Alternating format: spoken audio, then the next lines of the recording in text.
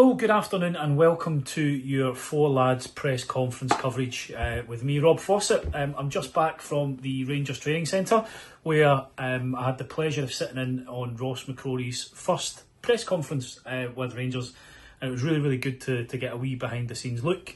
I think the first thing that came across with Ross McCrorie specifically is that the relationship that he had with Derek McInnes was a big pull, and him joining Rangers again.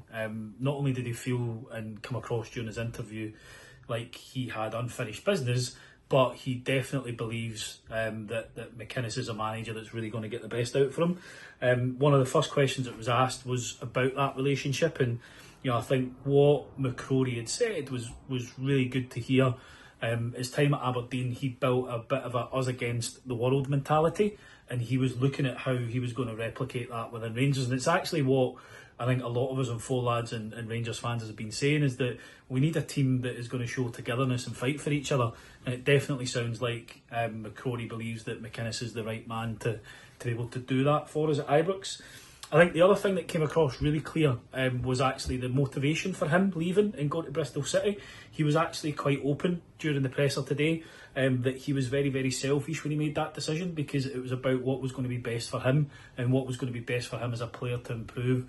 And he did say that the gaffer actually had a big part to play in that, because it was him that encouraged him to look at Pastures New and go and join him up in Aberdeen. I think the one thing that came across though was you could see that Ross McCrorie is a massive Rangers fan. As he spoke to the camera and the press that were in the room today, you can see it from the recording that I'll post. There's a massive smile on his face. He's so glad to be back in the building. And for me, it's really important that we have players like that playing and involved in the club, because they're the ones that are going to run that extra wee bit harder. They're going to go into a tackle to try and win that ball a wee bit more, because they get it. They're supporters of the club. And that was one of the brilliant things that I think we've done with a couple of the signings that we've had, Shankland and McCory specifically. They are Rangers men and they're going to get that. I think the other thing that was really interesting to talk about was that he wasn't just focused on the quality of signings during the presser that McInnes has brought in. He spoke about the word that we really want to hear, which is character. He mentioned Dan Neil and having played against him in the Championship, and he said it was quite funny because Dan really only knew Ross from that time as well. So there's a wee bit of a connection from that point. Somebody in the audience did ask about Lewis Ferguson, but he wouldn't be drawn on that at all, and you'll hear that in his response. But he did speak quite glowingly of his time in the Championship and how that really helped him improve as a player. And I think that's what us Rangers fans probably need to take into consideration as well. This isn't the same Ross McCrorie that left Rangers. This is a boy that's gone to play at Aberdeen, that's gone to play at Bristol City, and actually is coming back a hell of a lot more well-rounded. And he said that himself.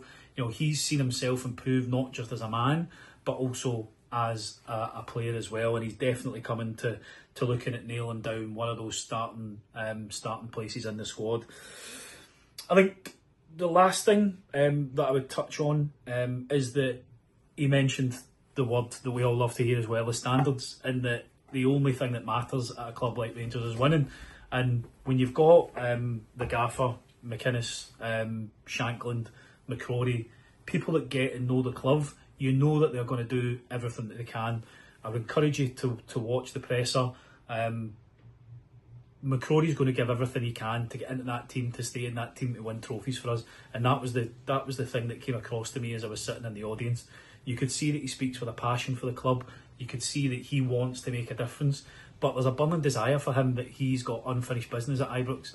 He left to go and further his career and get better as a player. He's now returned that better player. The only thing that's left for him to check off that list now is to win trophies. And hopefully this is the year that he can do that with Rangers. There'll be another presser out tomorrow. Keep tuned on socials and Four Lads, and hopefully as we continue to do these more, they'll be a little bit more rounded. But enjoy the content. Thanks for listening and watching, and we appreciate it. Ross, how does it feel to be a Rangers player again? Yeah, it's great to be back. It's obviously been a long time. I think it's been 7-8 years now, so there's a few changes from the building. But yeah, I've had a good journey down in England, obviously up at Aberdeen, but yeah, it's a good feeling to be back. When you left the club the last time, Did you always hope that you get a chance to return? For me, it was kind of in the back of my mind when I left, but for me at the time I had to leave. It was I wanted to go and develop myself, go and make myself a better player, go up the levels to unlock that talent I knew I had. I was a good 3 years at Aberdeen, good 3 years down at Bristol, and the opportunity arose to come up here. I was just spoke with the gaffer at the time, and I think a big thing for me coming back was the gaffer. I had a good few offers back home, not back home, sorry, I've been in England that long for that. I had a good few offers back down in England, but for me, as soon as the gaffer got the job here, I knew he was a man to take this club forward, and he was good for it. Talk to us about your relationship with the manager and what he did for you in your time at Aberdeen together. The gaffer was the one that gave me that belief to step up and then leave Rangers. To be honest, I wanted to leave in the first place. I was being selfish at the time. I wanted to go and better myself as a player. I wanted to go and be that main man somewhere, go and get the games under my belt and try and unlock that talent I knew I had. And the gaffer, he actually came to my house away out in East Kilbride at the time. He was the one that persuaded me to go up to Aberdeen. But as I say, great 3 years up there. Gaffer was top. He took me under his wing up there. I was obviously a young boy at the time. A lot different now from what I was back then. And 8 years on, something like that, 5, 6 years on, whatever it is. I'm back here and I'm back with him again. Talk about that development as a person, as a footballer. If Rangers fans maybe haven't sort of followed your journey, what are the biggest things you think you've developed in over that period of time, and how different are you from the player that left Rangers a good few years ago? I think massively. For me, look, I don't like talking about the way I play. I like just showing it on the pitch and do my talking, but I think for anybody who's watched me over the years, especially down in England, I've kicked on massively. I'm a totally different player from what I was back in the day at Rangers. As I said in my first interview here, I'm not really that smiley faced wee boy back in the day who was just excited to be a Rangers player. For me, when the opportunity arose to come back here, I had a good think about it, and I was coming back here because I wanted to go and win trophies. That was the only reason why I was coming back, because obviously I'm a Rangers man. I grew up a Rangers fan. I've been in the youth teams right up since I was 9 years old, so I know what it's all about. But it's that I'm 28 now. For me, it's that opportunity to go and win some silverware. Ross, you obviously worked with the manager. Can you tell us a little bit about what he'll bring, what he's like to work with as a player, and why you have that? Sorry, mate. Tell us a little bit about Darren Prince, what he's like to work with, and why you think he'll be good for this football club. Gaffer's a great manager. He's top in that instance. He's a real leader of men. Like up at my team at Aberdeen, I remember it was my first game. There was a lot of stuff around COVID at the time, and he took us on the pitch at St Johnstone, brought in all the players, and it was against the world kind of mentality. And I think you're going to have to bring that in here as well. That's what it's going to be. Time is going to be tough here. It's not an easy club to play for, and the gaffer's got all the ability for that. And I think as a man, he makes you want to run through brick walls for him. That's it. The kind of feeling you get when you play under the gaffer. And as soon as I get the opportunity to work with him again, it was for me. It was a bit of a no-brainer. You're obviously one of 5 new arrivals. I wonder what you've made of the other players that the club have signed so far in this transfer window.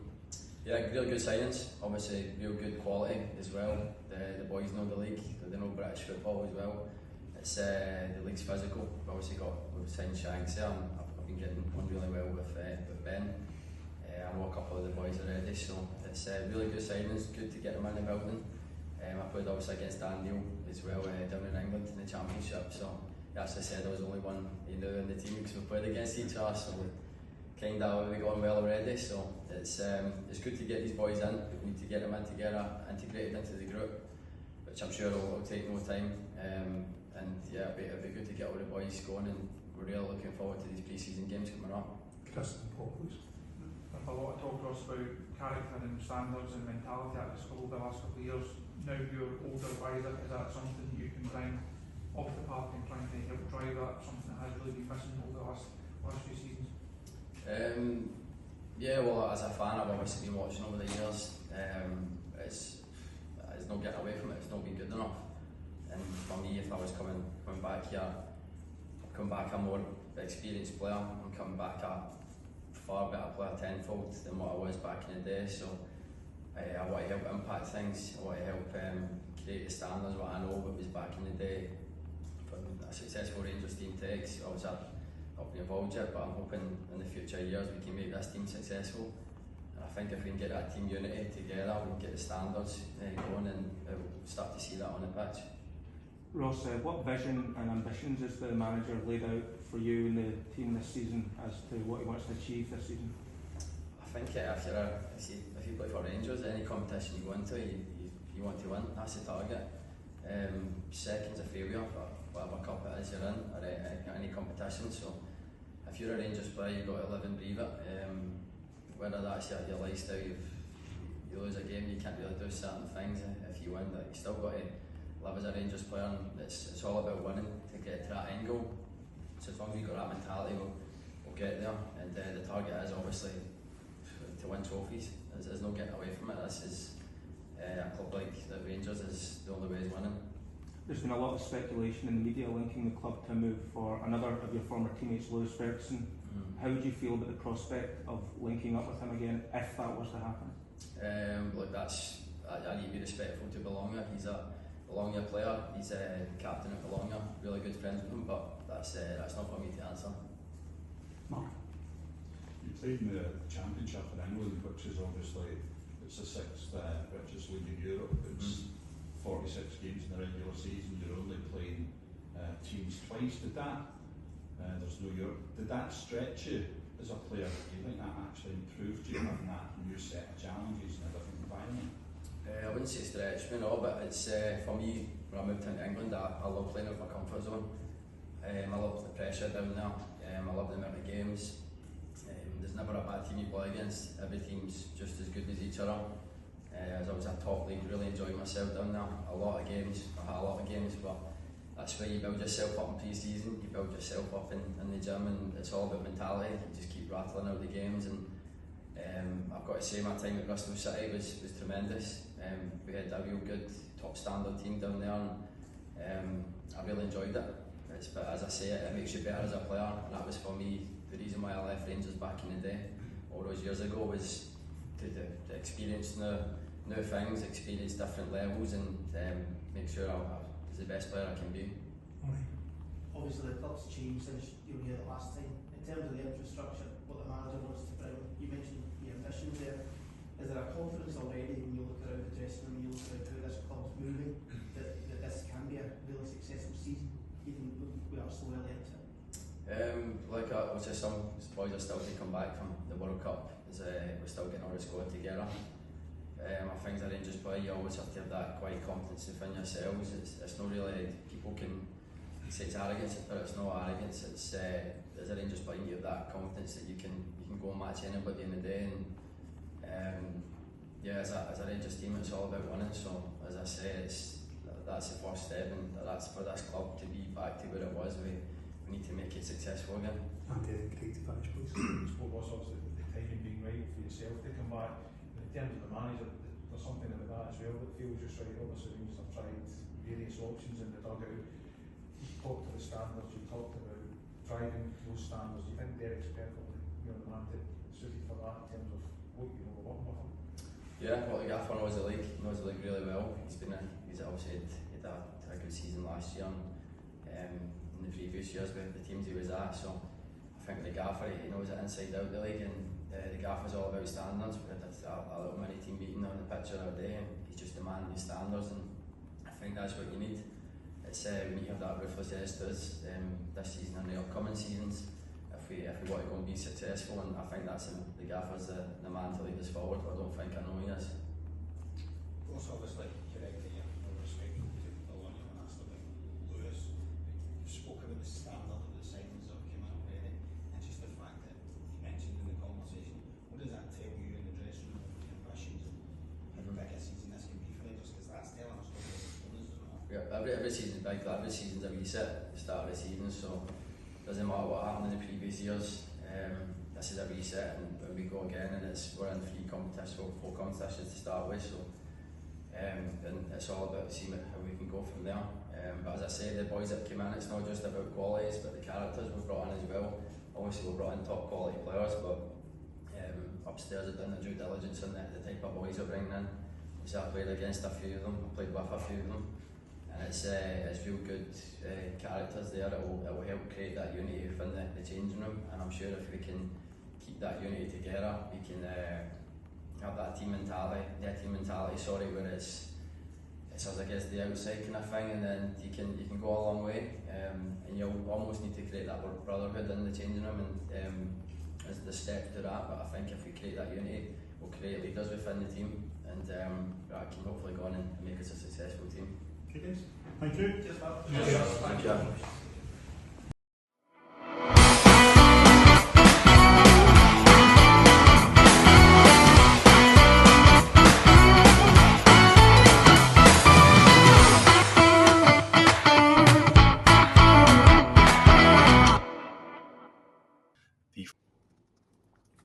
Four Lads Rangers podcast is sponsored by Candid, LBJ Consultants, CBD Oil Scotland, in partnership with Black Rooster, Art of Gold and Rangers Youth Development Company. Thank you for listening to or watching the podcast. We hope you enjoyed the show.